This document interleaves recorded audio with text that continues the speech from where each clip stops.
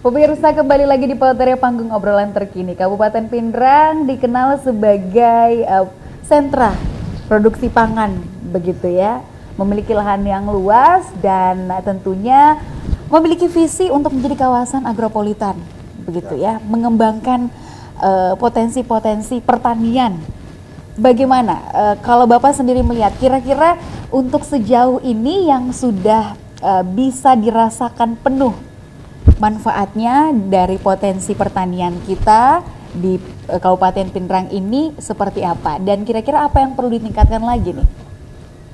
Pindrang ini termasuk salah satu daerah penyangga pangan nasional dari segi pertanian. Ya. Luas lahan kami, sawah, itu kurang lebih 54.000 hektar. Itu yang dominan. Perikanan kami, tambak, kurang lebih 20.000 hektar. Ini dua sektor ini yang sangat menunjang kami.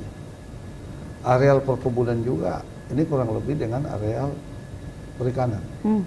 Dan inilah andalan yang tiga pertanian, sektor ini, perkebunan, perikanan. Perkebunan dan perikanan. Oke. Dan ya 70-80% masyarakat kami ada di situ. Di pertanian, perikanan dan perkebunan. Dan inilah sangat menunjang kami semua. Ya sehingga kalau COVID ini sebenarnya kalau dampak ekonominya ya khusus di daerah kami.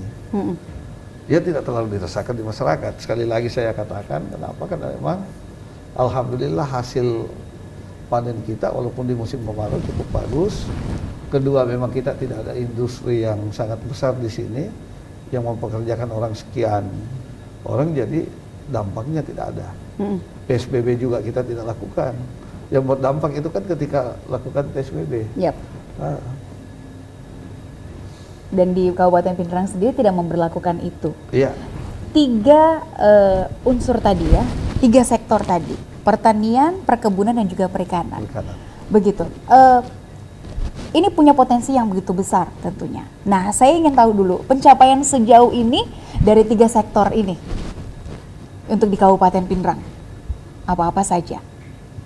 Ya, ini kayak beras, perkebunan kopi, perikanan ya ikan dengan udang windu. Udang windu ini kan kembali kita mau galakkan sesuai dengan programnya Pak Gubernur. Pak Gubernur kemarin udah beberapa kali ke sini khusus untuk itu. Untuk pengembalian kejayaan udang windu. Nah, pada saat kita panen raya juga, Pak Gubernur saya undang di dalam musim kemarau ini mereka juga bingung. Ini orang di musim kemarau kok Pindrang panennya justru panen raya. Jadi itu adalah keberhasilan kami yang mungkin ini juga berkah dari Allah Subhanahu Wa Taala ya. Dalam pandemik seperti ini, kami masih diberi kesempatan. Artinya Tuhan masih menurunkan rezeki untuk masyarakat Pindrang. Oke, salah satu juga yang membuat kenapa Sulawesi Selatan pertumbuhan ekonominya cukup pesat begitu ya, yaitu tadi karena Sulawesi Selatan khususnya di Kabupaten Pindrang ini jadi salah satu sumber penopang pangan. Untuk tingkat nasional begitu ya. Nah, kemudian untuk mempertahankan itu, tadi Bapak sudah mengatakan juga ini memang berkah dari Tuhan begitu ya, tapi bukan berarti membuat kita di atas angin, berada di atas angin. Tentunya harus ada hal-hal yang kita lakukan untuk bisa mempertahankan itu semua, mempertahankan pencapaian-pencapaian dari tiga sektor yang tadi gitu. Ya. Apa saja? Tentunya dengan kerja yang sangat ekstra berapa kali ya, kalau yang namanya kerja-kerja ini untuk mempertahankan. Khususnya di bidang pertanian. Di bidang pertanian ini kan selalu kita juga berhitung dengan cuaca untuk mempertahankan produksi kita.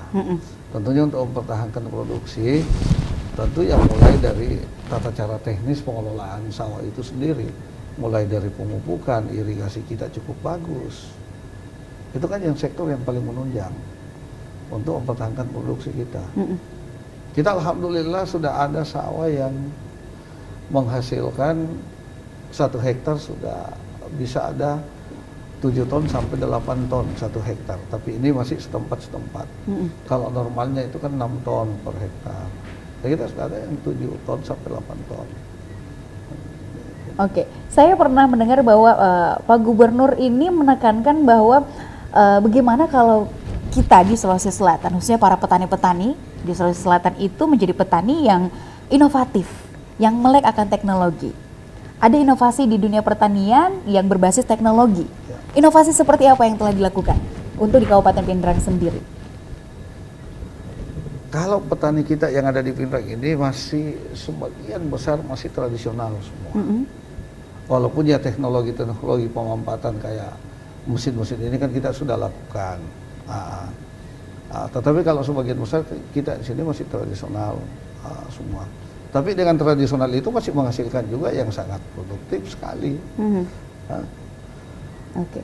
Ada investasi khusus tidak dari segi anggaran untuk dari pemerintah kabupaten untuk bisa mengembangkan teknologi di 3 sektor tadi? Sampai hari ini yang namanya investasi tidak ada investasi yang begitu besar. Tapi di dalam penganggaran kita untuk bantuan-bantuan kelompok yang 3 sektor ini selalu ada menjadi prioritas. Ada menjadi prioritas. Katakanlah kayak hand traktor itu kan kebutuhan. Begitupun traktor untuk perkebunan. Di perikanan itu alat tangkap, mesin. Itu setiap tahun ada di penganggaran kita. Itu untuk peningkatan semua ya. Baik. Jadi investasi yang terlalu besar tidak juga gitu ya. Karena walaupun nggak berinvestasi juga penghasilannya juga tetap banyak gitu ya. Oke, berarti kita bisa mengatakan bahwa kalau saya sendiri melihatnya Kabupaten Pindrang adalah salah satu kabupaten yang cukup bisa mandiri, begitu ya, dengan ditopang tadi oleh 3 sektor yang menopang perekonomian masyarakat. Jika ada satu hal yang ingin ditingkatkan, begitu, yang ingin dievaluasi, kira-kira apa, Pak? Di luar daripada 3 sektor ini? Yap. Ya paling pariwisatanya. Pariwisata kita ini di wilayah utara cukup banyak yang potensi. Yang sementara ini kita jajaki dulu untuk pengembangannya. Ada beberapa wisata kita yang ada di wilayah utara itu yang memang cukup bagus untuk ditingkatkan.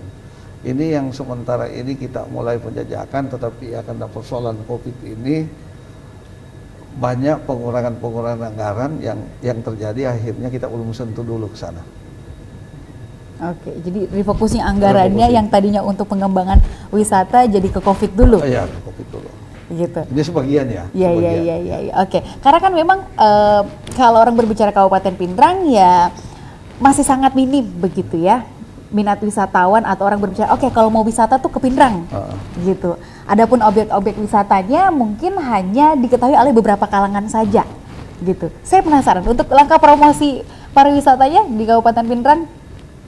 Ini memang belum terlalu menonjol.